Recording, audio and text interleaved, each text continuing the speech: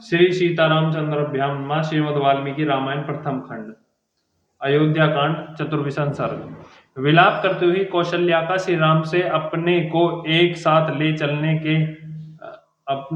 साथ ले चलने के लिए आग्रह करना तथा पति की सेवा ही नारी का परम धर्म यह बताकर श्री राम का उन्हें रोकना और वन जाने के लिए उनकी अनुमति प्राप्त करना।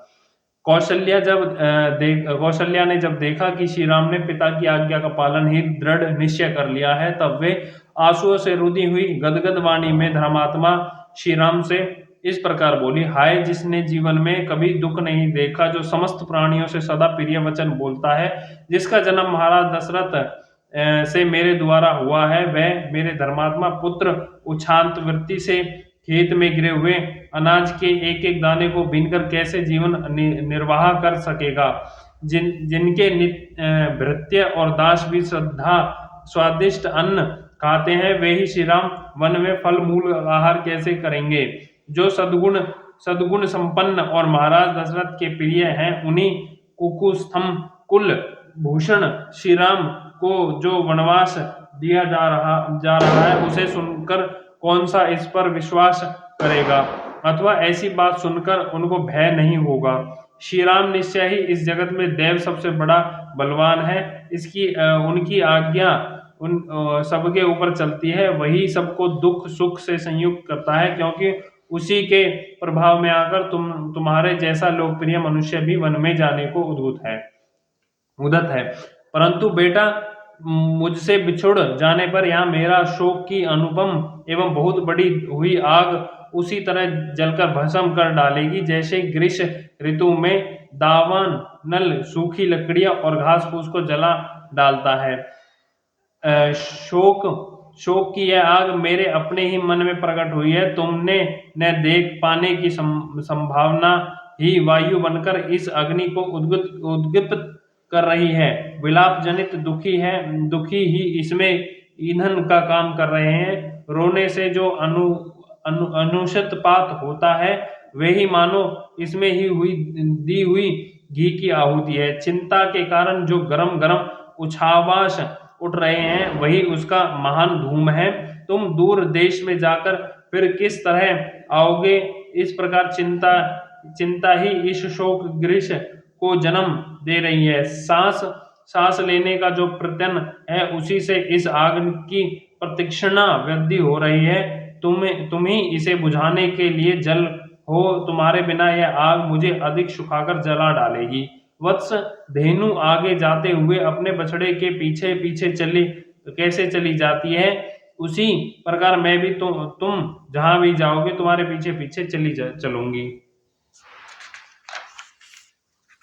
माता कौशल्या ने जैसे जो कुछ कहा, उस वचन को सुनकर पुरुषोत्तम श्री राम ने अत्यंत दुख में डूबी हुई अपनी मां से पुनः इस प्रकार कहा। मां, कैकेयी ने राजा के साथ धोखा किया है। इधर मैं वन को चला जा रहा हूँ, इस दशा में यहाँ तुम भी अपना परित्याग कर दोगी तो निश्चय ही वे जीवित नहीं रह सकेंगे। पति का परित्याग नारी के लिए बड़ा ही क्रूरता पूर्वक कर्म है। सत्पुरुषों ने इसी की बड़ी निंदा की है, अतः तुम्हें तो ऐसा बात कभी मन में भी नहीं लानी चाहिए। मेरे पिता कुल भूषण महाराज दशरथ जब तक जीवित है, तब तक तुम उनकी सेवा करो।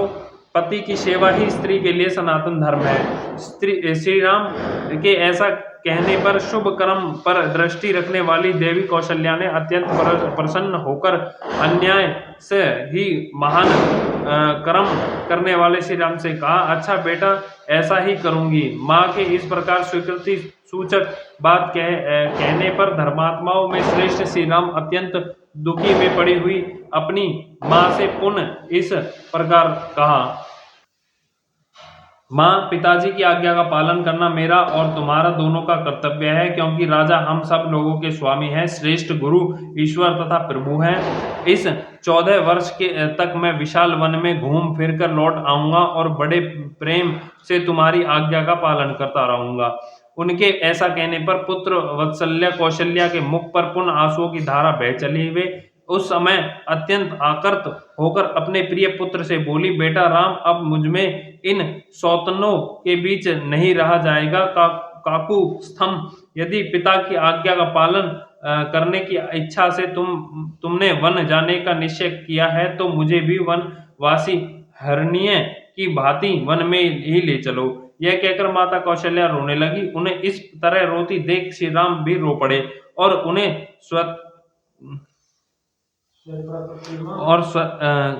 स्वतन देते हुए बोले, मां, स्त्री के जीते जी उसका पति ही उसके लिए देवता और ईश्वर के समान है। महाराज तुम्हारे और मेरे दोनों के प्रभु हैं। जब तक बुद्धिमान जगदीश्वर महाराज दशरथ जीवित है, तब तक हमें अपनों को अनाथ नहीं समझना चाहिए। भरत भी बड़े धर्मात्मा है। वे समस्त प्राणियों के प्रति प्रिय वचन बोलने वाले हैं और सदा ही धर्म में तत्पर रहने वाले हैं। अतः वे तुम्हारा अनुसरण तुम्हारी सेवा करेंगे। मेरे चले जाने पर जिस तरह भी महाराज को पुत्र शोक के कारण कोई विशेष कष्ट न हो, तुम सावधानी के साथ वैसे ही प्रयत्न करना। कहीं ऐसा न हो कि यह दारुण शोक इनकी जीवन लीला ही समाप्त कर डाले। जैसे ही संभव हो तुम सदा सावधान रहकर अपने बूढ़े महाराज के हित में साधन में लगी रहना। उत्कृष्ट गुण और जाति के अधिक दृष्टि से परम उत्तम तथा व्रत उपास्य तत्पर होकर भी जो नारी पति की सेवा नहीं करती, उसे पापियों को मिलने वाली गति नरक आदि की प्राप्ति होती है। जो अन्य देवताओं की वंदना और पूजा से दूर रहती है, वह नारी भी केवल पति की सेवा मात्र में उत्तम स्वर्गलोक को प्राप्त होती है। अतः नारियों को चाहिए कि वह पति के प्रिय एवं हित साधन में तत्पर रहकर सदा उनकी सेवा ही करे। यही स्त्री का वेद और लोकों में प्रसिद्धि नित्य सनातन धर्म और इसका स्तुतियों और स्मृतियों भी वर्णन है।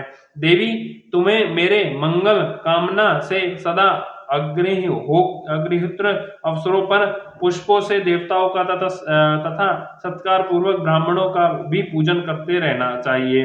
इस प्रकार तुम नियमित आहार करके नियमों का पालन करती हुई स्वामी की सेवा में लगी रहो और मेरे आगमन की इच्छा रखकर समय की प्रतीक्षा करो। यदि धर्मात्माओं में श्रेष्ठ महाराज जीवित रहेंगे, तो मैं लौट आने पर तुम्हारी भी शुभ कामना पूर्ण होगी।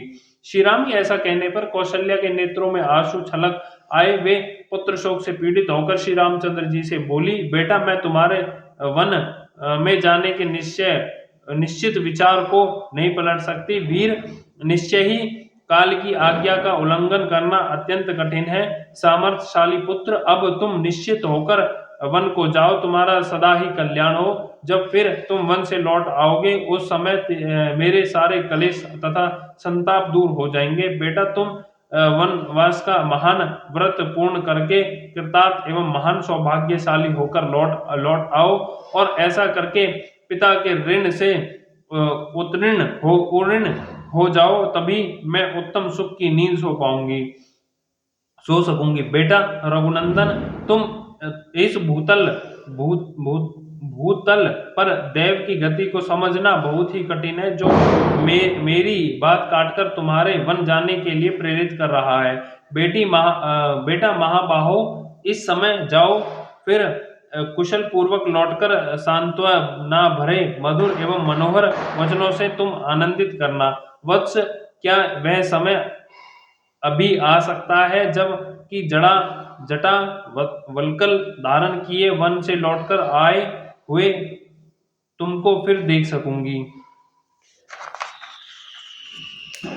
देवी कौशल्या ने जब देखा कि इस प्रकार श्री राम वनवास का दृढ़ निश्चय कर चुके हैं, तब वे परम आदर युक्त हृदय से उनको शुभ सूचक आशीर्वाद देने और उनके लिए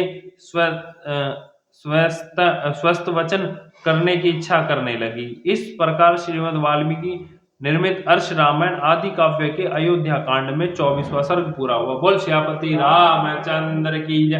पवन सुत हनुमान की जय। लक्ष्मण भरत शत्रुघ्न भगवान की जय। जय सियापति रामचंद्र की जय।